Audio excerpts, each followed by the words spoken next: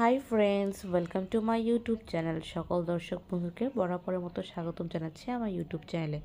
আর যে নতুন বন্ধু তাদেরকে আমন্ত্রণ জানাচ্ছি চ্যানেলটি সাবস্ক্রাইব করে পাশে থাকার জন্য। So here I am requesting to my all of new viewers and friends whose are just now connected through this YouTube or cooking video. Please subscribe my YouTube channel and stay connected.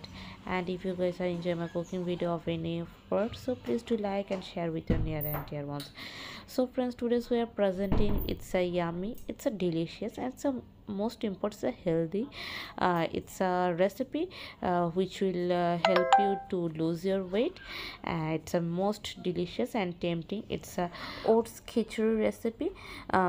তো আশা করি সকলের এই রেসিপিটি ভালো লাগবে। So I hope this oats recipe will give you better insights. So let's get started.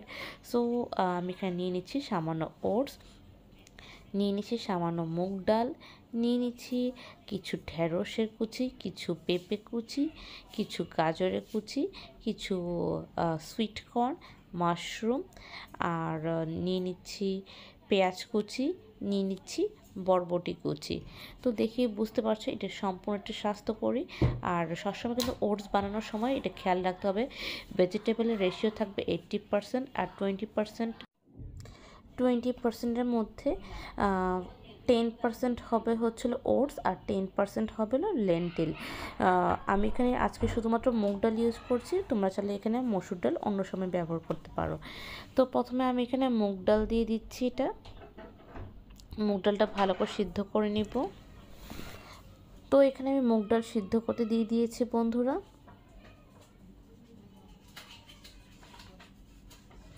এখানে দিয়ে দিব পরিমাণ মতো নুন, দিয়ে এটাকে আমি ভালো করে সেদ্ধ করে নিব।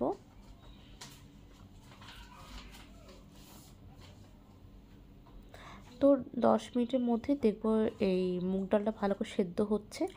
এর মধ্যে আমি এখানে দিয়ে দেবো ভেজিটেবলসগুলো, যেটা বলেছি আমি এখানে দিয়ে দিচ্ছি কাঁচা পেঁপে, দিয়ে দিচ্ছি গ্রিন বিনস মানে হলো বরবটি, ক্যারেট, গাজর দিয়ে দিচ্ছি, পেঁয়াজ কুচি দিয়ে দিচ্ছি।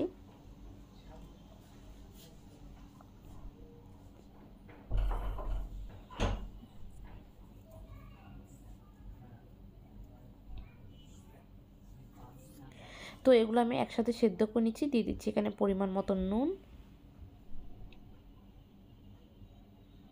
দিয়ে আমি এটাকে আরও 10 মিনিটের মতন বয়েল করছি। তো এখানে দিয়ে দিচ্ছি পিঞ্চ অফ টারমেরিক পাউডার, 1 চিমটির মতো হলুদের গুঁড়ো দিয়ে দিচ্ছি।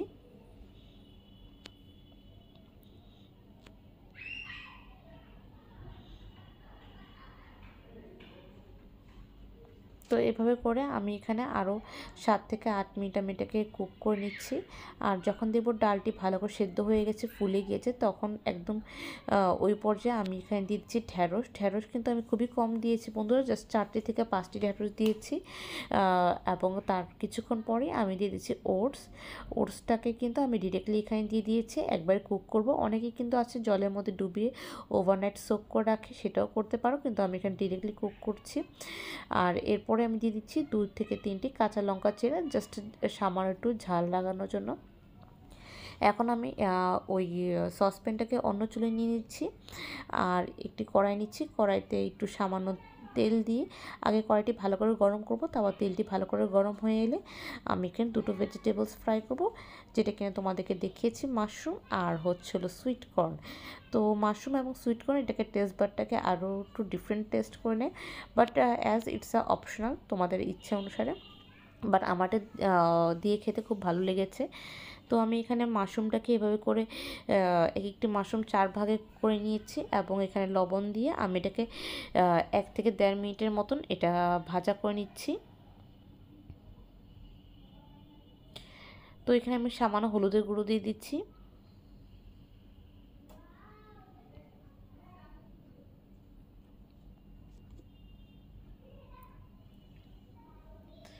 তো বন্ধুরা এখানে আমি দিয়ে দিচ্ছি সুইট কর্ন, এটাকেও জাস্ট আমি হালকা একটু ভাজা ভাজা করে নিচ্ছি, যেহেতু এটা অলরেডি বয়েল করা আছে।